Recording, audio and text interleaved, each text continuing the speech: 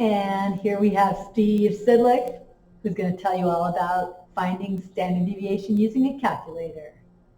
Thank you. And here we are. In our previous work, we calculated the standard deviation by hand, and it was a challenge, right? So I want to do the same thing on a TI calculator in case you have that available. Okay, so if you remember, we had our data for life expectancy in Botswana, okay, and we went through all this work to calculate the standard deviation, right? We calculated the deviations from the mean, we calculated the squared deviations from the mean, we added those up, right? We divided by the number of observations minus 1, and then we took that quantity, took the square root, and that finally gave us our standard deviation, right, of about 6.79 years.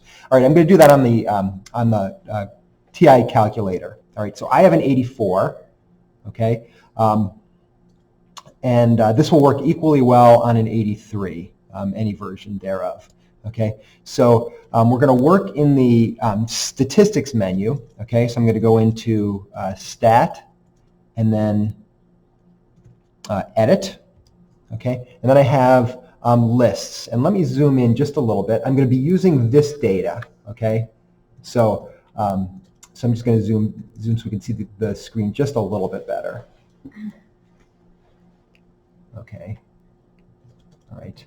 Okay, and now I have a lot of junk in there already. I think I have data from the other country in here, so I want to get rid of it. So I'm just going to use the arrow up, and now I'm sitting on the L1.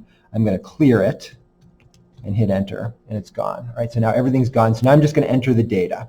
63.5, 63, 62.7, 56.6, 52.5, 48.9, 46.5, 49, 50.6.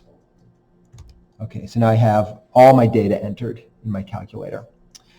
All right, so now I'm going to run my statistical calculations. So I'm going to go into my stat menu again, and now I'm going to go to stat calc, and I just want the one variable stat. So you can hit the number 1 or just hit enter, okay? And then it gives you some options. I'm going to use L1 because that's where my data is, and then I'm just going to hit enter past that, and then I'm going to calculate. Oh, and it did it. It gave me a whole bunch of calculations. A lot of stuff I don't care about, but here's some interesting stuff, right? X bar, that's my mean, right? So my mean is 54.8. That's what we expected. Great. Okay, and then here's the number we're interested in, SX, the standard deviation of my data, 6.79, exactly what we wanted. Okay? Great, and so now we're done, but just a couple other really useful things to point out. It tells us the number of observations, n equals 9. Great. We could have counted. All right, and then on the second page, or if I keep scrolling down, look at what else it gives us, right? It gives us the first quartile, the lower quartile, 48.95, which we calculated by hand. It gives us the median, and it gives us the upper quartile as well, okay? And it also, of course, gives us the minimum and maximum values of our data. Okay. In fact, it gives us this thing that we call the 5-number summary, and we'll talk about more about that when we get to topic 10. All right. So that's using the TI calculator to find standard deviations.